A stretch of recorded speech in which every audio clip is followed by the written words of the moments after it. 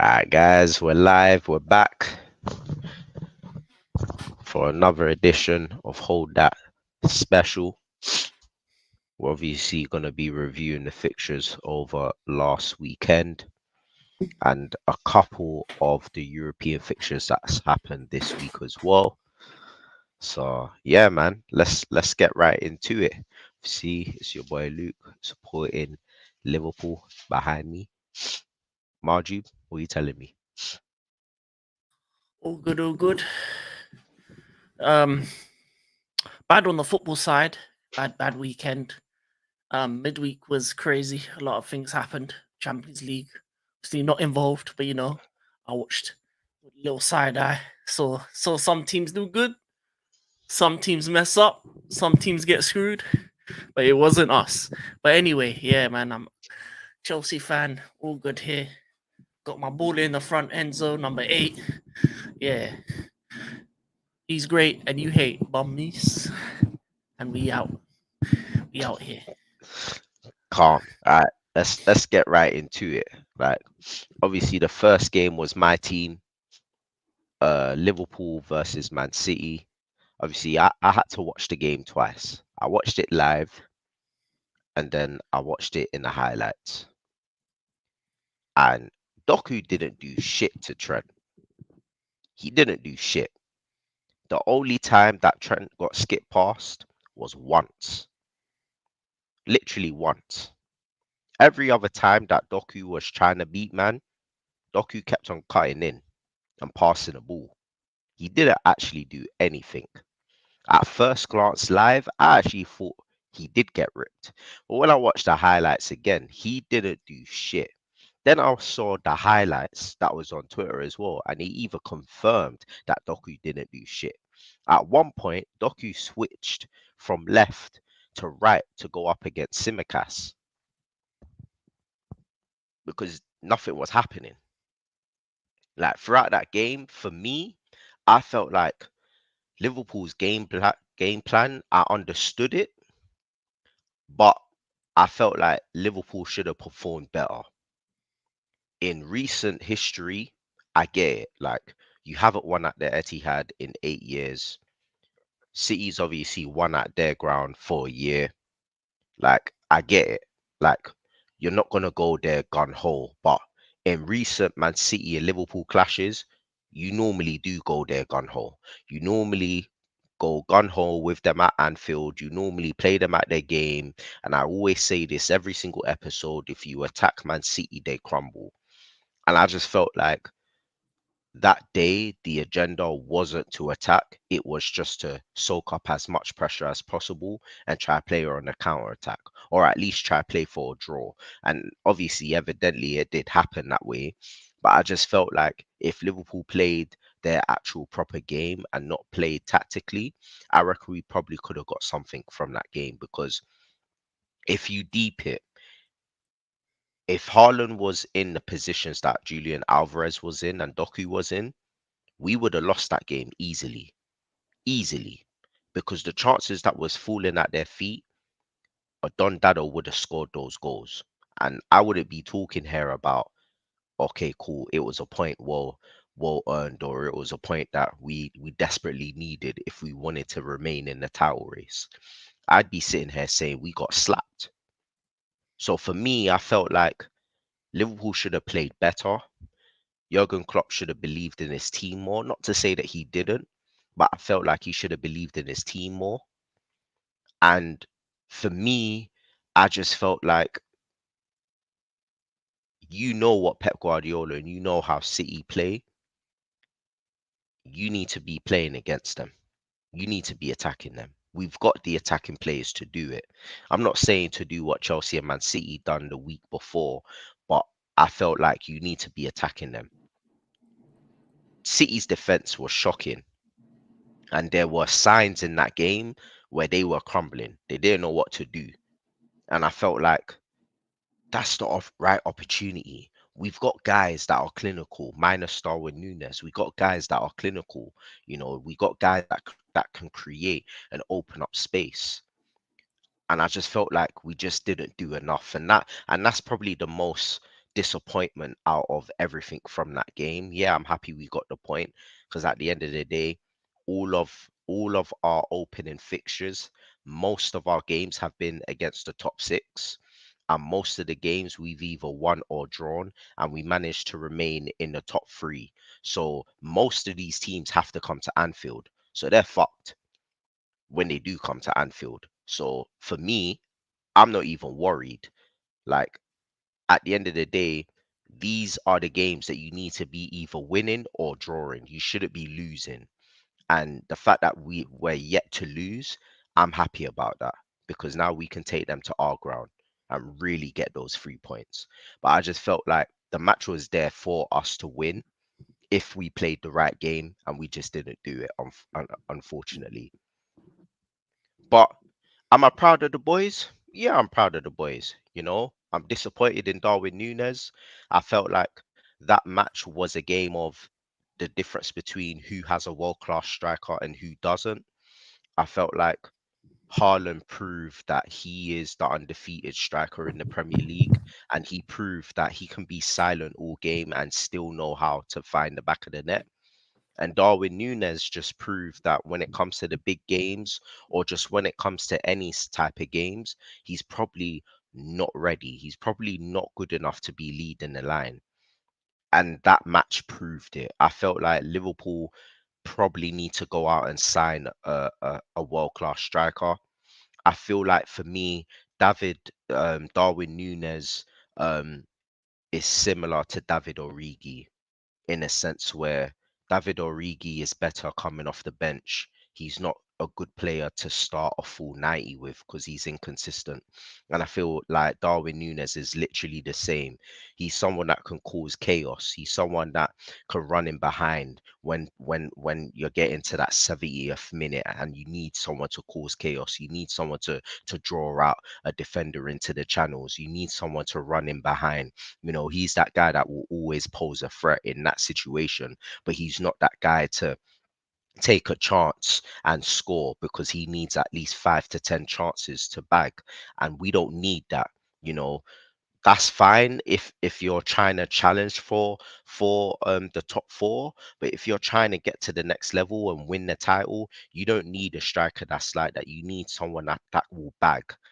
And I just feel like Darwin Nunes isn't that striker that's going to take us to that level in bagging. I just feel like, as I said, he's the type of guy that's a David Origi that is just good to come off. He's a super sub, in my opinion. And I just feel like, that was one instance. And I feel like in the midfield again, having that McAllister in the six, it's just not working. It hasn't been working. And it shouldn't be the fact that he's there.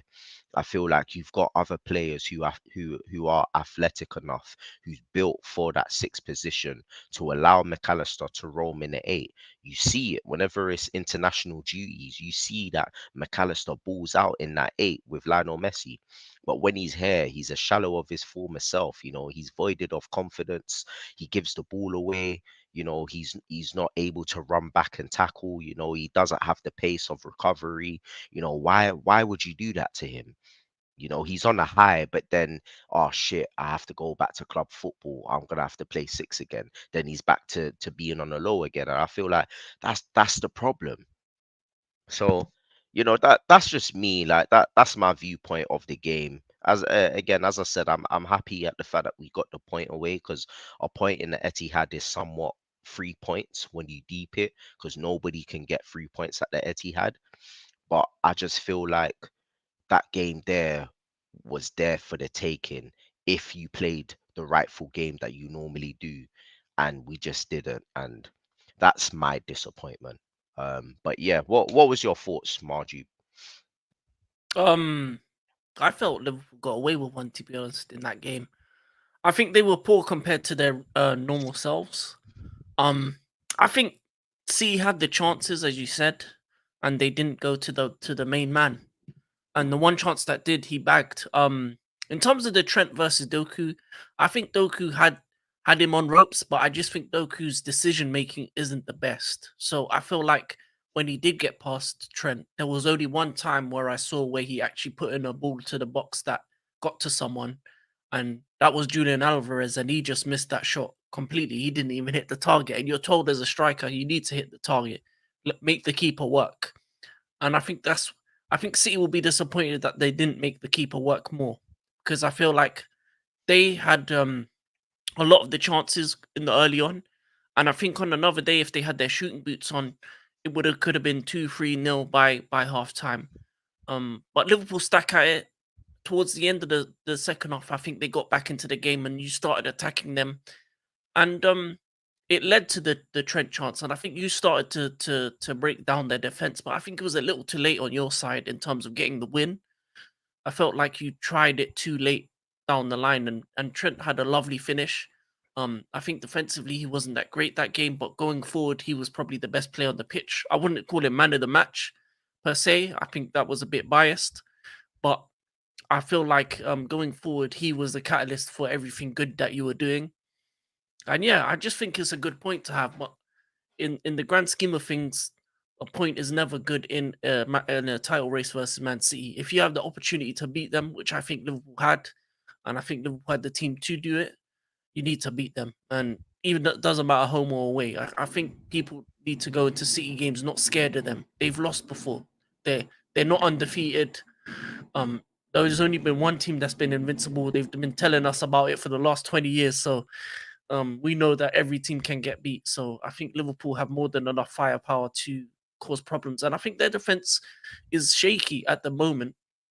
They let in four from us the previous week, and we can't score to save our lives. So it shows that they have a leaky defense in the terms of the goals that they concede. And I think if Liverpool applied a bit more pressure, I think they could have got out with a win in that game.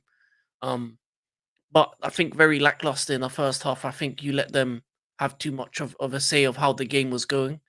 And I think you can't do that for City. If you allow them to dictate play, they will dictate the game. They're pretty much like that prime Barcelona team back in the day, where if you gave them the chance to dictate the game and made them comfortable, then they can rip you apart. But they just didn't have the finishing touches on the day. But overall, I think it was an okay game. It wasn't the greatest of games considering when you look at the previous week of Chelsea City and the entertainment that was. I think this was just a more tactical game, and I think tactically Klopp in certain ways got it right and in certain ways got it wrong. And I think sometimes you just need that little bit of luck on your side where your opposition isn't making their chances and you got away with a decent point. And I think, as you said, the reverse fixture at Anfield is going to be a difficult one for them, and that's one that you need to win in order for you to really cement yourself into this title picture. It's looking like three teams can win it. Um, my betting is either on City or Liverpool to be those two teams to win it. Um, I will never bet on Arsenal. You can't trust them for anything. Any North London team you had a bet on, you see what's happening to Tottenham. Three in a row. Ange Postecoglou. Yeah, that's right. Highline that, you bum. Anyway, yeah, that's right. But yeah, uh, decent game overall. A very tactical one. I liked it. I liked it for a football man. It was the kind of game that you like to watch if you're not into the. Oh, I always want entertainment. I had 2 weeks of entertainment with the craziness that was Chelsea, Tottenham, and City Chelsea. This was more of a big team tactical fest, what I like to call a Jose Mourinho special type of match. You know, the kind of matches he loves to play in. So yeah, that's what I felt about it. Yeah. Obviously, Liverpool played in the midweek. Not really much to discuss, but it was just a cruise control. Obviously, we won 4-0. Great goals. Another man of the match performance by Gravenberch. And that Jarrell kid, that centre back, he's actually looking pretty decent. He's looking solid. I don't like the idea that Jurgen Klopp's coming out here saying, "Oh, people were saying we needed to get a centre back, but this guy is here and he's doing well." Yeah, he's come from the academy. Again, we're producing another young talent. He's doing well, but I think Jurgen Klopp needs to stop being so delusional. We've got three sick note centre backs: Matip, Kanate, and Joe Gomez. Like, come on, like this young kid can't do it all. Like, we have to go out and sign another centre back. Yeah, he's good. He's there for the future, but I just think Kanate, this Jarrell kid, and any new centre back that we bring in with Van Dijk as that rotational piece, like a Thiago Silva type of player, I think yeah, that will be great for the next 5 to 10 years. But I just feel like my man coming out saying that, I was like, "Well, see, this is why you piss me off sometimes because you know what you're doing, but then at the same time you don't know what you're doing because you just love these players too much, bro. Like, be realistic. Like Pep Guardiola ain't coming out here saying, "Oh, we got an academy guy. Yeah, let's bring him in. Yeah, we don't need anybody." My man, I Yeah. can guarantee Pep Guardiola's looking at that January transfer window already, thinking, "I'm gonna get that guy." Or he's thinking, okay, in the summer, I'm gonna watch him from January till May, and then in the summer, I'm gonna get him. Like that. That is his thought process, and I feel like Pep Klopp sometimes that lets him down. I think that's his Achilles heel sometimes. I think he just again like he loves his players a bit too much, his loyalty is a bit too deep sometimes. But all in all, yeah, great game, 4-0 win. Now we don't need, because we top the group, we don't need to be in around the 32. We're going to be in around the 16, so that's even better. And it just means that it's another step forward to another trophy, because again, that's what we need to be doing. We need to be winning a trophy this season. If it's a league or if it's not a league, if it's Europe or anything, we need a trophy. So yeah, that's all I gotta say, man. Just a great win. Do you have anything to say before we move on to your team? No, it's just elementary for Liverpool. I think the Europa League is something that they need to win. I feel like it's about time that they start packing up the trophies because Klopp's only got a finite time at Liverpool, and the one thing people levy against him is trophies. So any trophy available, I think Liverpool should be going for. I I, I know you have this elitist mentality of, oh, we only want the league or Champions League, but sometimes Europa League feels just as good as sometimes when you're lifting it up, especially for these players that are young coming through. The the, the ability to see how it feels like to win can push them on to the next season. Say, I want more, I want bigger, I want better. You win a Europa League this season, next season you win a Champions League, next season you win a Premier League. And I think that's how you maintain and grow success. You then go, I want a double. I've got a double, I want a treble. I got a treble, I want to go for the elusive quadruple. Because there's going to be a team that's going to do it nowadays, and your team can be the one if you continue to progress and continue to have this idea that no trophy is too small. So yeah, I think go for everything. Anything you're in, go for it. Yeah, I agree. I agree.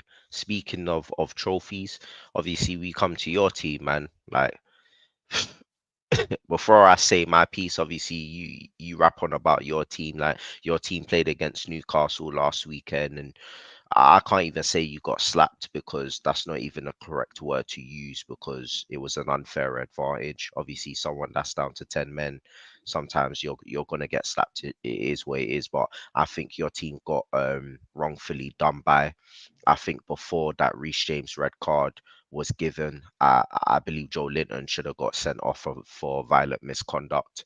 And I think the fact that he scored, I think the third goal just proved that he shouldn't have been on the pitch. And I think if he did get sent off at the right time, maybe Reece James wouldn't have got sent off, and maybe you guys would have won that game. So I want to hear your thoughts before I give mine. I know you was passionate about it, saying you got screwed. So obviously, yeah, tell us what your thoughts were.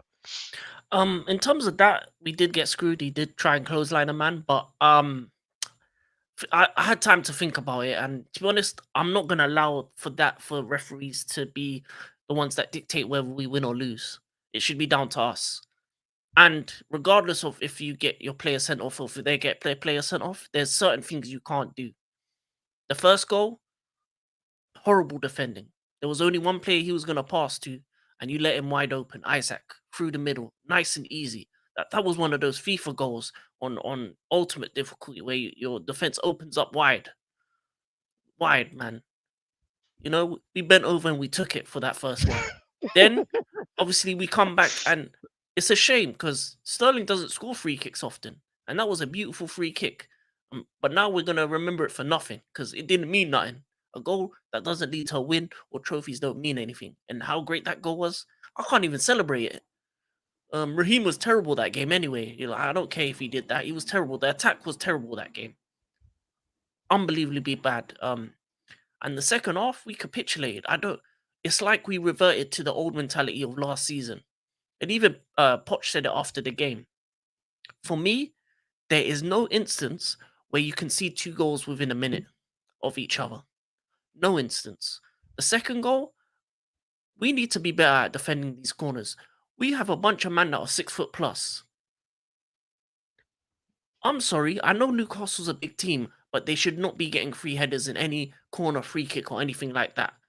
It was terrible defending. I'm not gonna stand for that. And then the third goal, Thiago Silva, you let yourself down. Now, I've been trying to defend you for a while now, saying, yeah, you've been our best defender, but that was absolutely god awful. There was other few clips that I got sent that was absolutely awful, but that right there, hospital pass. At your big age, you're a Champions League winner, a league title winner, multiple leagues. You've been doing this from what day? When Nesta and Maldini and them man were playing, so you should know better. You're born in Italy, the home of defense. And the home of defense knows kick it out in when in doubt and don't be doing no silly mistakes like that. If it was up to me, he'd be dropped next game for that. But at this moment, we have no fullbacks, so we need all the man we can get. Anyway, the Reece James, you're the captain. Petulance for the first yellow card. Absolute petulance. You never kick away the ball. I know you're upset by the decision, but you're meant to be the man amongst kids because we got kids around here outside of Thiago. You're meant to be the leader in their eyes. You're the guy that's won the thing. You won the Champions League with us a couple seasons ago. You've been a Cobham graduate. You can't be showing these other guys, these new guys to the country, that it's okay to kick a ball away and be racking up these silly yellow cards. Like your name is Nicholas Jackson, because he was doing that at the start of this season. Now you did it. Your second yellow card, dumb. You're on a yellow card. Just let the man go. You know what I'm saying? You don't need to do that. We're already 3-1 behind. Game is over once you get sent off. Then the fourth goal, it's just elementary. Anthony Gordon, I gotta say this. I disrespected you in the past when we were linked with you, but I gotta say, Eddie Howe has done a great job in making you the player that you are today, and you've been a great addition to that Newcastle team. And I feel like you're a quality player. Obviously, shout out to my two Cobham graduates, Tino Livermento and Lewis Hall. Livermento quality. It's a shame because a lot of these young players that we let go, we could have used them today. He's a left back. We need a left back. Our left backs, we can't rely on any of them. He's a guy that can play right back, left back. But we let him go. Centre backs, Guehi at Crystal Palace, Tamuri at AC Milan. We need an extra centre back. We're interested in bringing Guehi back because Premier League experience. He was on our books, free. It was £0.00 we could have had him for, but we let him go. Foolish decisions of the past, but it is what it is. In terms of the game, I don't care. I'm not complaining about refs no more. Refs are shit. You already know this. But in those moments in the game, when you can be defensively solid, we haven't been. And last season we were defensively solid. This season, we're kind of making we're making silly mistakes. Every goal we concede is not because of how Poch puts out the team. It's individual mistakes. It's lack of concentration. It's lack of desire to want to win. And for me, in the games in the future, if it's against a big team, play Conor Gallagher all you like. But him in the 10, it does not work. He doesn't have the creativity, the attacking nous, all the things needed to go forward in order to have for that position. And Kuku, I need you, or Carney Chukwumenta. Please, I don't know if you have to have the Iron Man serum or something, do something, whatever you need to do, whatever steroids you need to take to get back and ready for work. Because we need a 10 that's creative in that midfield because we lack that. And in January, as I said again, we need another creative winger and we need a gunman because Nicholas Jackson's good, but he's not great. We need great. And right now, we're moving like a mid-table team. We're only rising to the big occasions. We're shrinking when we're getting decisions against us. And yeah, man, Last thing I like to say, there's a lot of people that talk about this guy right here, about Enzo. I think people who are footballing people know what Enzo does on the pitch. People don't know about football. These GNA merchants, these guys that think goals and assists means you're a good player. I'm gonna say it right now. I don't need goals and assists from my defenders. They're bonuses. So what Trent does, that's bonus. Midfielders, I don't need GNA. I need you to control the game. That's what their job is. Goals and assists, bonus. So what Lampard was doing back in the day, that's bonus. That's bonus points. You get me 10 to 15 goals a season, bonus. All I need is my wingers and my striker to score goals.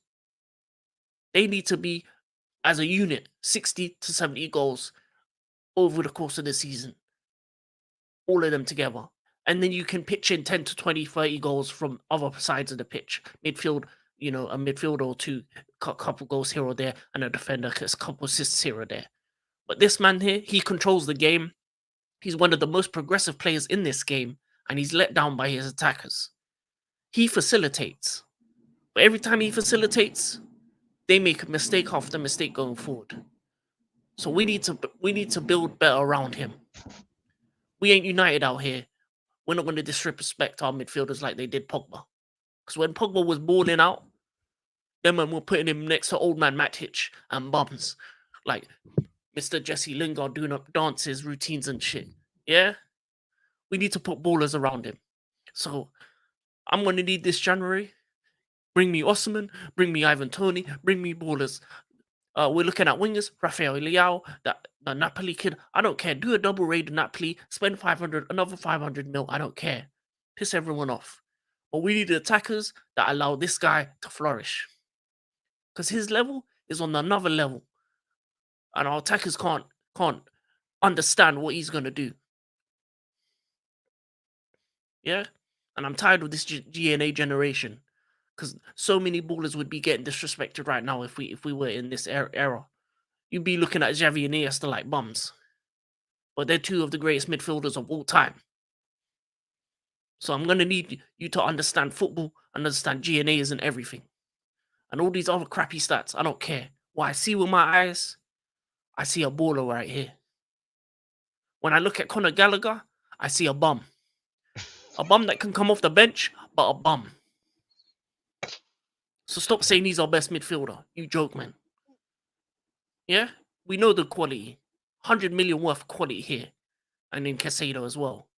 Worth every penny. I'd pay it twice over. Conor Gallagher, he can go tomorrow, I wouldn't care. Because we can get better. Understand that. I don't need dogs. I need goats. Yeah? Goats. Right here. Not dogs. Dogs is for the litter. For the playpen. For when the garbage minutes. When you're 5-0 up. And you need a guy just to run around for a bit. And for every man talking about Mason Mount and Kai Havertz, about how they were bad, look what they're doing in their club. Look what they're doing in their team. Kai Havertz has a little purple patch, a couple goals here. The men are cheering him like he won the Champions League again.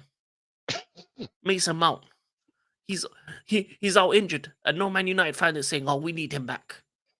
They're glad he's injured. They see him on the bench like, "Oh, random nobody is wearing number 7."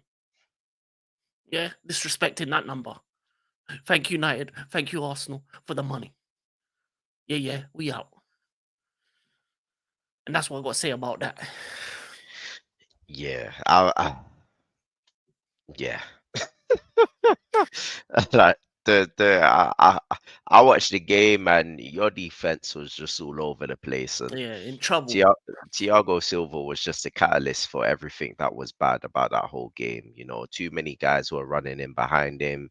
Even when he ran out to try collect the ball and try to pass it out, my man tripped over the ball. Like, and then I think there was a corner where Jamal Lascelles and he didn't even track his runner. And then obviously the goal where he passed back or and lost possession. Like it was just a bad game for him. And Mm-hmm. I've always said that I never really rated the guy this Mm-hmm. season. I've always said that he shouldn't be at centre back for you guys. I said that it's a young man's game and the young CBs should be starting. But I think that game epitomized his age. And at 40 years old, I think that game caught up to him. And it's a shame because I like the guy. I think I've always thought he was a solid guy when he was younger. I thought, but yeah, man, I know for a fact that he had nightmares that night because that performance was just diabolical. And I think if the defense isn't doing well, then the rest of the team is just not going to do well. And I do agree, as a captain, you need to be able to bring calmness to the team. You need to be able to lead the line and crack some heads together and just be like, guys, like wake up. Like I know you're not in a title race and you probably might not even be in a top four race, but there's some credibility here. We're playing against Newcastle. Our fans are here. Let's give them something to cheer about.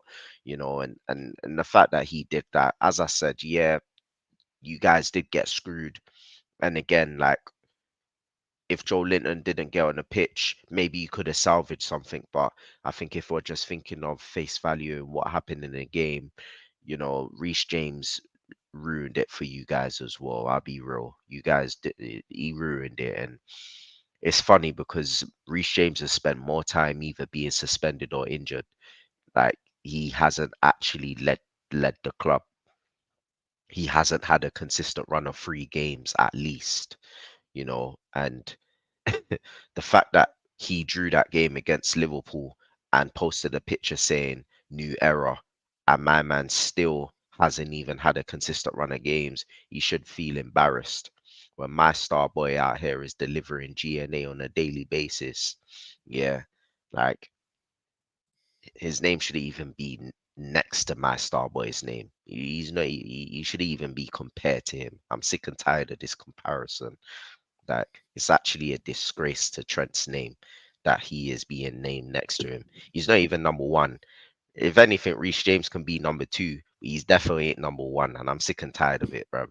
It's He is actually number pissing one. me Don't off. disrespect. No, man. I'm not It's having piss. that. It's pissing me off, fam. Like he's nowhere near my man's level, fam. I think Reece James needs to respect who his older is still, but yeah, like yeah. At the end of the day, like I think for once we could probably sit here and just say that Pot shouldn't really be blamed for that performance. Um, the team should be blamed, and obviously he's got from now until January to make things right. If anything, he's got from now until the end of the season to make things right. Because for me, you can't. I know it's a long-term project, and I will always back Poch, but at the same time, you can't spend the amount of money that you spent and nothing's happening on the pitch. It's just very inconsistent. You have your highs, but then you have your lows.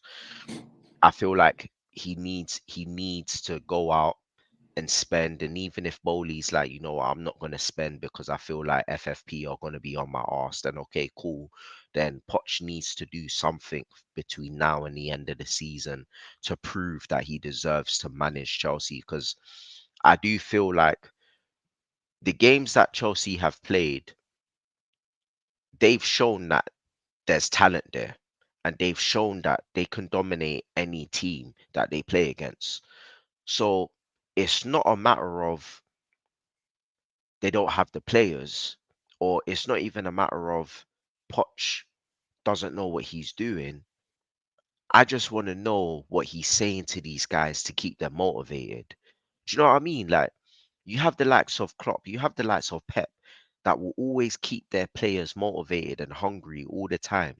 So the teams are always going to find some sort of hunger where every single match they're gonna want to win.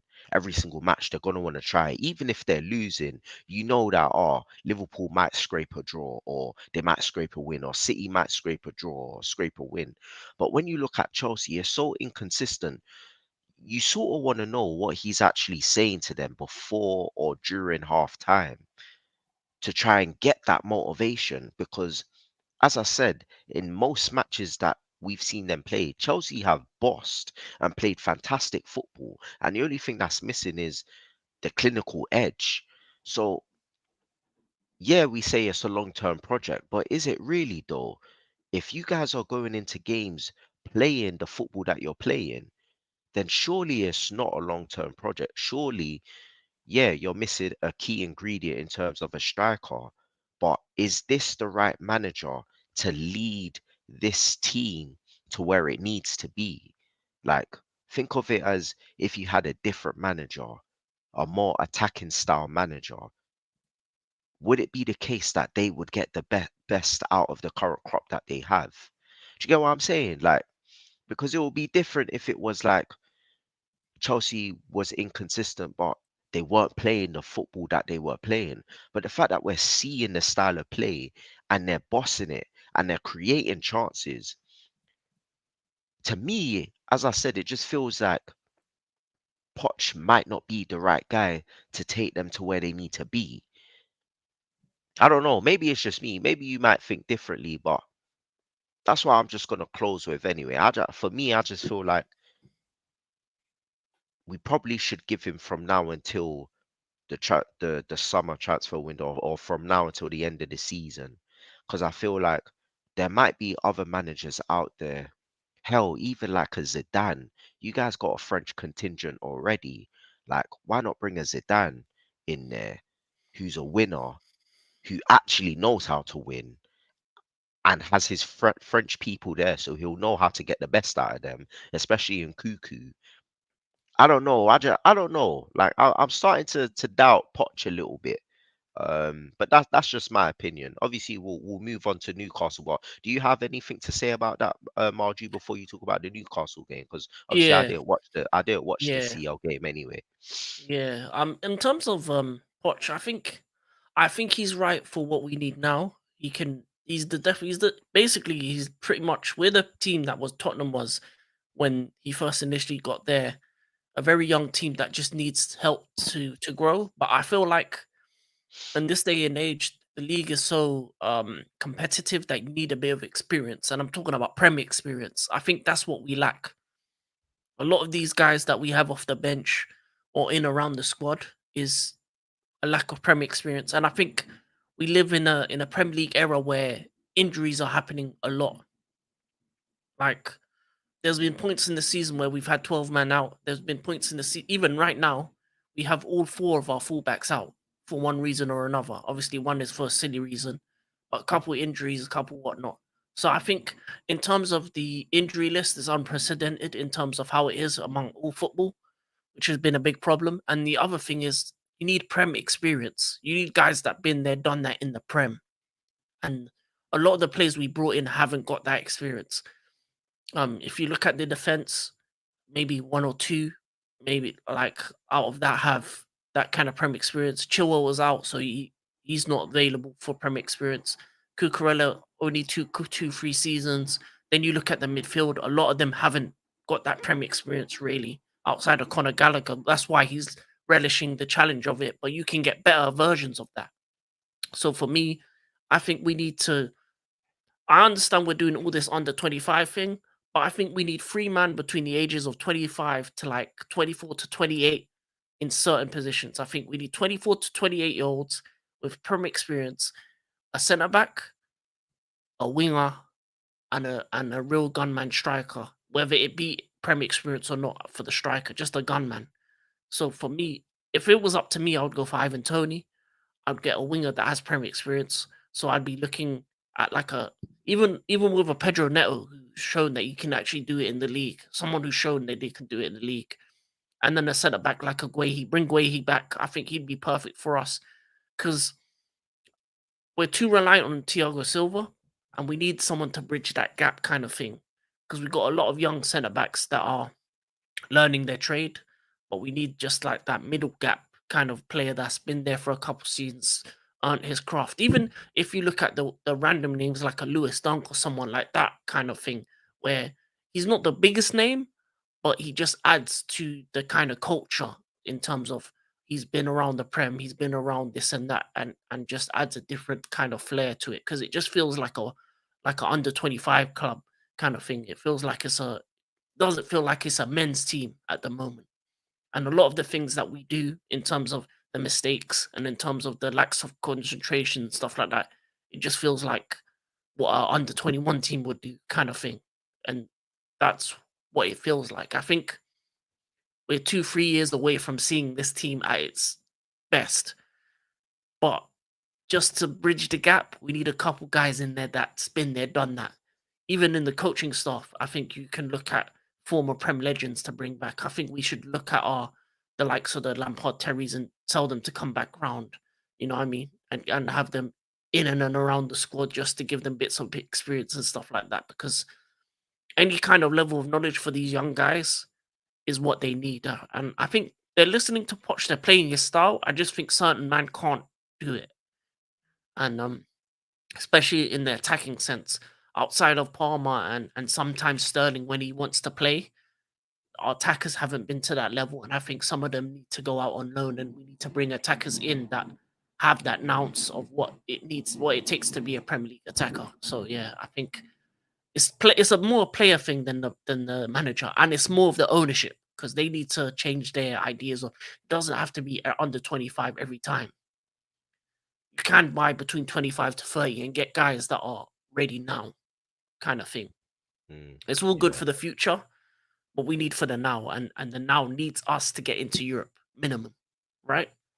So yeah, if we can win an FA Cup or Carabao Cup, if we can get top seven, at least we're in Europe and getting European money. That leads to us to win the next European trophy next season. Let's say we get Europa League. That's fine. We can win it. We won the last 2 times. If we go in Europa League, we're the best team in there, and that gives you another route to get Champions League in the league that's already tough already. So it gives you another route to get to where you need to go to. 2 seasons down the line, you're in the Champions League again. Your team's matured. Your team's won trophies. Your team's had that success. So then you can keep growing and growing and growing, kind of thing. I think we need to start winning things and start adding a bit of experience to the team. yeah. And in But terms of go on. no, I was gonna say, obviously, you wanted to touch upon the Newcastle Champions League match. Yeah. I think it was a disgrace what happened to them with the penalty, and I feel like PSG just were good in terms of they were peppering shots at Newcastle, but they weren't finishing like that. Barcola missed a bunch of chances, and Mbappe was non-existent for most of the game in terms of like going forward. And I think like a lot of their attackers were just not on fire. I feel like Newcastle did well to get the goal to in the lead, but at the end of the game, where you give a penalty so soft, and I don't even think it's a penalty, and a lot of people would argue that it wasn't because it was a handball decision, but it hits off his thigh into his arm, and his arms are by his side. So for me, it wasn't a penalty, and it was a lifeline for PSG. It was like, oh no, we don't want little Newcastle to get to the next round. For me, that's what it looked like. It felt like the powers that be were making a decision for what they consider the betterment of UEFA. They don't want to see a Newcastle in the next round because that's not going to make you as much money as a PSG in the next round. And that's what I think happened. I feel like that refereeing decision had ulterior motives, and I feel like it shouldn't have been given because Newcastle deserved to win the game based on the defensive performance, based on how they played that game and the passion and what they showed in order to get to that point in the like 90 plus minute 1-0 up. And if you're like a Newcastle fan, you're like looking at this like we got screwed on live TV and everyone can see it. And they got the rub of the green against Arsenal, and Arsenal fans are probably looking at Newcastle like, yeah, yeah, that's right. That's what happens to you now. But as a football fan and a man that needs the coefficiency to be up, sir, yeah, no, I need every English team to be as far. I need Aston Villa win the Conference League, Liverpool win the Europa League, um, City win it. Nah, I don't get to the semi final or to the final. Yeah, lose the final. I don't mind you doing that, but semi final, final, that's good enough for me. I don't need no English team winning that. Yeah, we got two. I don't want you having two either. Yeah, none of that. But no, I mean, like, for me, I think for a team like Newcastle that is starting out their journey, I think it's a shame that they were let down by referees like that, and I think they'll come back strong in the future. And I think for me, they've replaced they've replaced Tottenham already in terms of what I feel like Tottenham can't reach their levels, and I feel like with Newcastle, I think over the next 10 years, I can comfortably say the way their team's going, they'll win more than both the North London clubs over the next 10 years, and I think they'll be a force to be reckoned with. And I think people are very lucky that FFP is stopping them as well. I think FFP is a deterrent to their success because if FFP wasn't there, yeah, they'd be moving brazy with it. Because I feel like and, and and the ambition and the way they're doing it is in such a good way with Eddie Howe, the football they're playing, and you saw it against us how good their team is, turning Joe Linton into a midfielder, using Dan Burn at left back. You know, they're doing things outside of the box, but they're doing it in their way, and their fans deserve this. For me, after all those years of Ashley and the crap, I'm happy for Newcastle. I think over time, when they start winning too much like Man City are now, I'll start to hate them. But for now, they're the little guy that could, and they need to, they need to be the next Man City, in my opinion. And I feel like more clubs should be able to get that kind of thing. I feel like the Leeds, the Nottingham Forests of this world need that cash injection to get to that level because these are historic clubs that should be up there, in my opinion. And for me, Newcastle, even before all this money thing was, they were bigger than us. They were bigger than Man City. So it's about time that they've got their shining light. They're a great club up north, got great fans as well. And it also, I'd just like to add, it was a shame about what the PSG ultras did to them in the pub, to their fans in that pub. It was a Oh yeah, disgrace. true. Yeah, Yeah. Them Frenchmen don't ramp though, innit? So I think it was revenge season. They saw a couple videos on the timeline of Newcastle fans slapping a couple Frenchmen. They said, "Oh yeah, you think French is sweet? Oui." They came rolling up with the goons. It's a goon squad. They said they played that French song. They put the Maison song on, and then they came rolling. And Frenchman rolled deep. Yeah.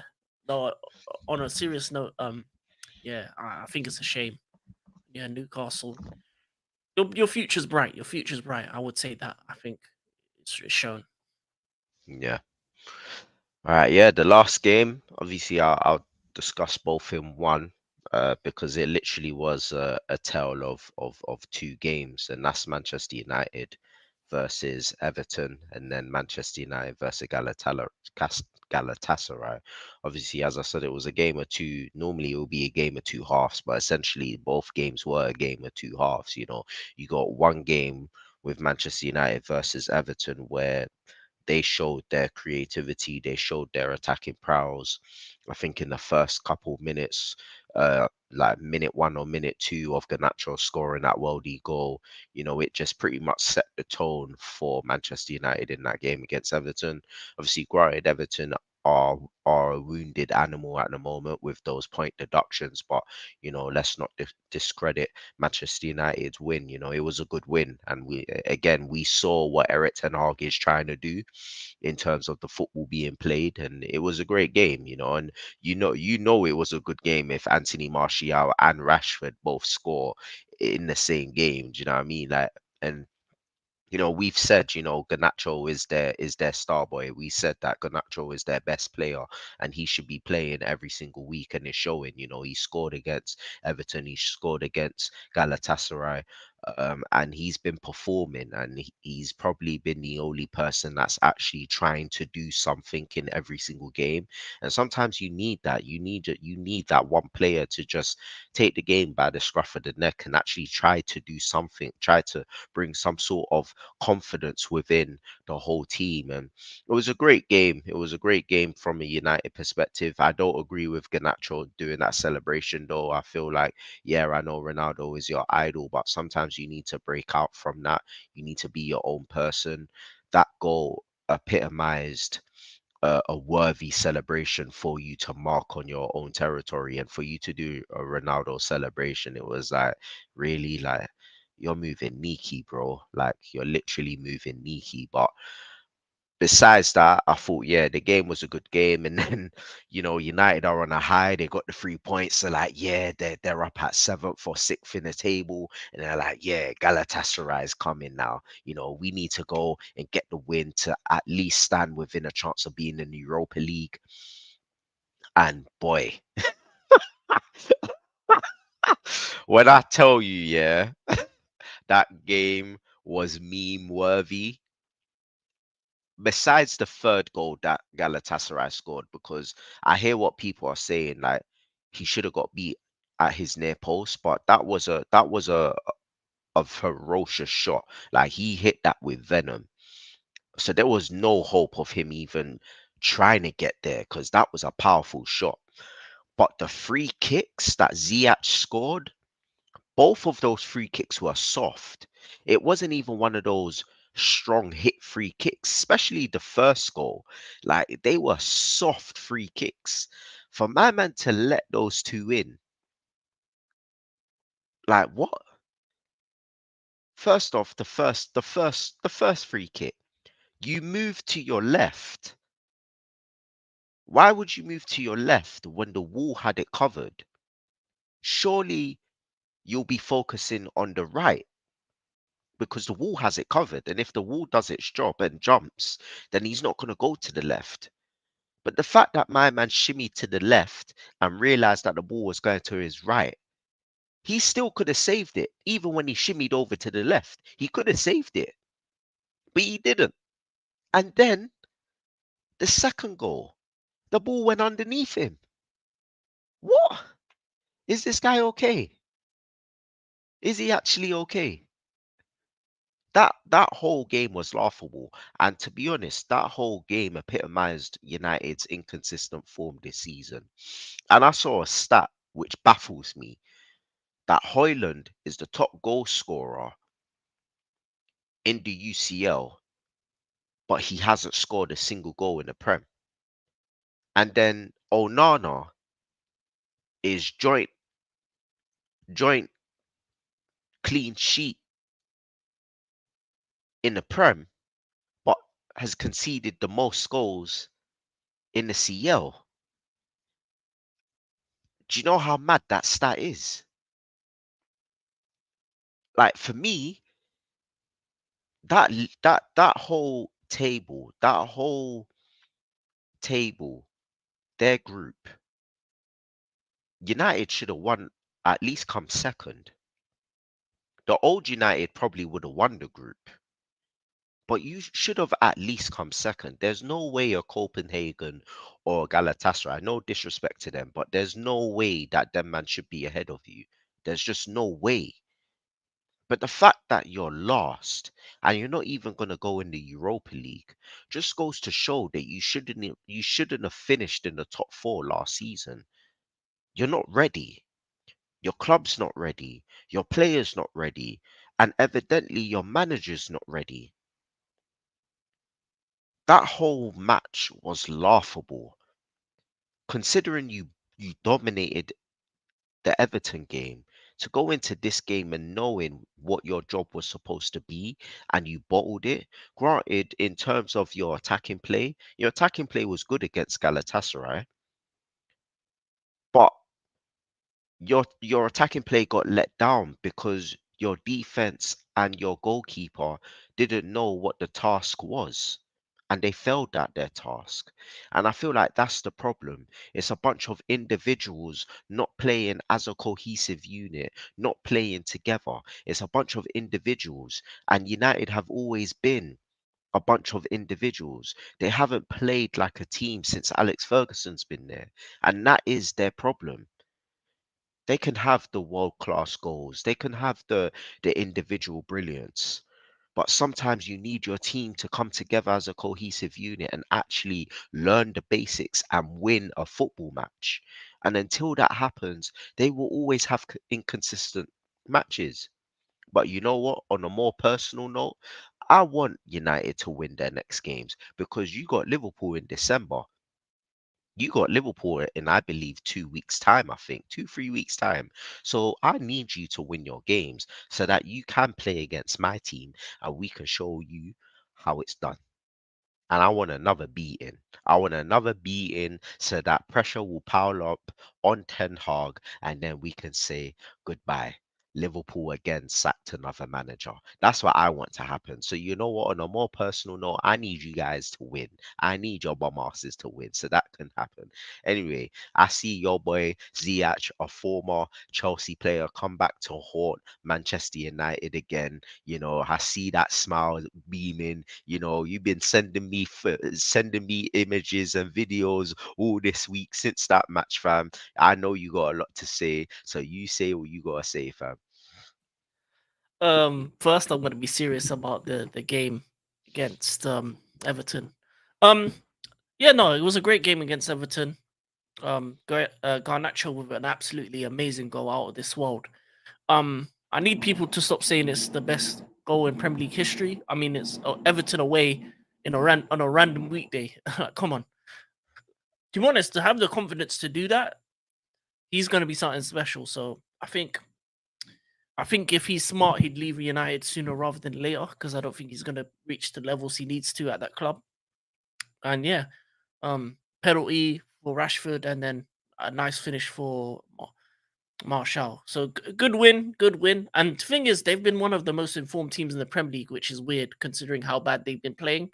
They've been playing a True. lot of terrible teams, so the next couple game weeks are gonna be interesting to see how they handle them. But yeah, the the game against Galatasaray, I ain't gonna lie, that was the funniest game I've ever seen. That was some of the funniest things I've ever seen in my life. Um, I don't know how you allow this man behind me, Ziyech, to get 2 goals and assist on on your on top of your bald head, Ten Hag. The thing is, you can't even drop the man because he's your signing. Oh, none is your signing. Yeah. Uh, I couldn't even care less about United's goals. That man were 2-0 up, 3-1 up, and they let it slip twice because of this man. uh, the first one for me, the first one is very unlucky because he made the 2 steps to the left. But come on, man, you should believe in your wall, and they can do their job.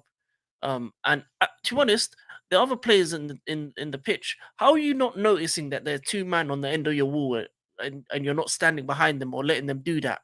That man split like the sea, and you let them do that. You should have hold them together and let them block the ball for you. Like weak out here.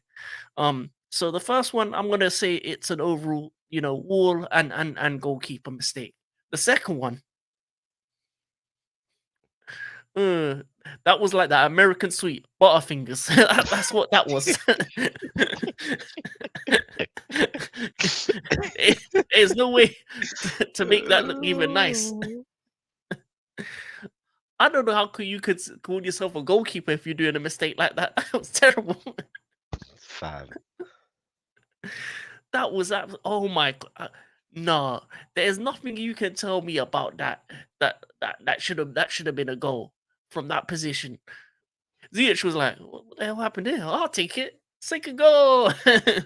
Like, oh, the reactions to that is justified. I think that for me, that one is the disgraceful moment because you just got yourself 3-1 up.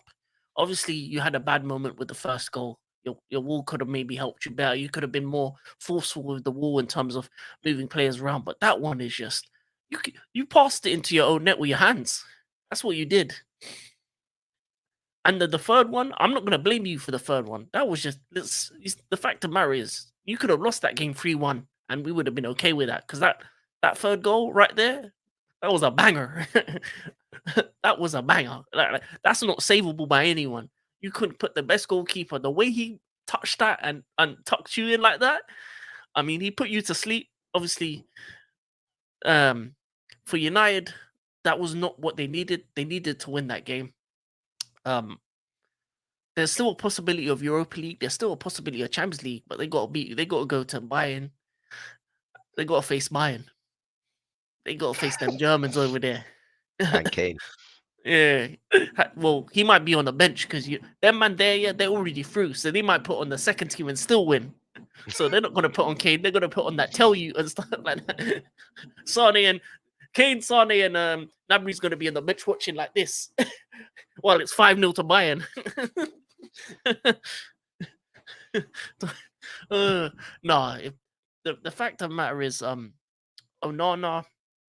If I was the manager, I would drop Onana for one game, just because you can't have your own goalkeeper lose the game for you like that.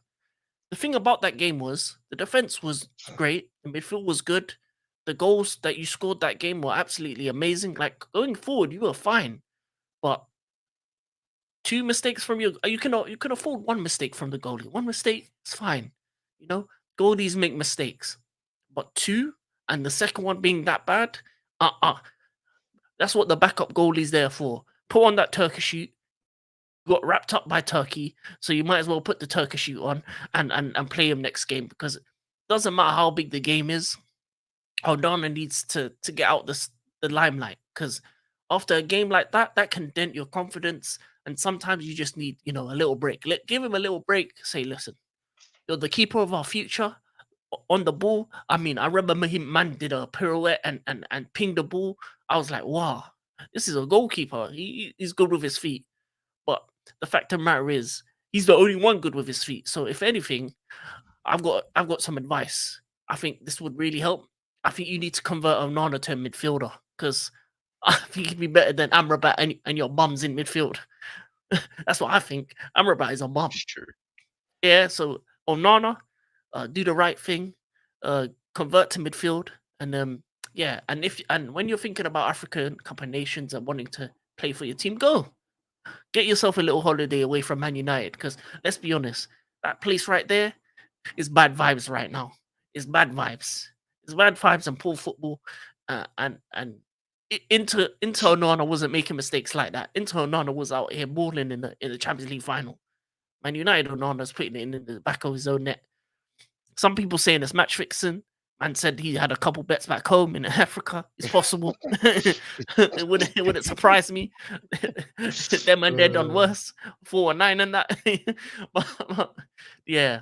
There's not much else I can say about it. It was just a poor performance by the goalkeeper. And you can't legislate for that. That's not Ten Hag's fault. You can't legislate for your goalkeeper creating a howler. It is what it is. And the third goal, you can't even, yeah, that's out of this world. That's once in a lifetime. That guy's never going to hit like that ever again. Touch and finish. But yeah, I mean, it was fun. ZH got 2 goals and he should have never got one. If anything, all he should have got that game was assist. But ZH remontada to the world and back. Because every time he plays good, that means we're getting money in. So as far as I'm concerned, cha-ching, pay up. yeah. And on that note, we're done. That's the end of the pod, guys. Obviously, yeah. We got our fixtures this week. Liverpool's got Fulham, so and it's at home to Anfield, so I expect big 3 points. Again, got to climb up that table.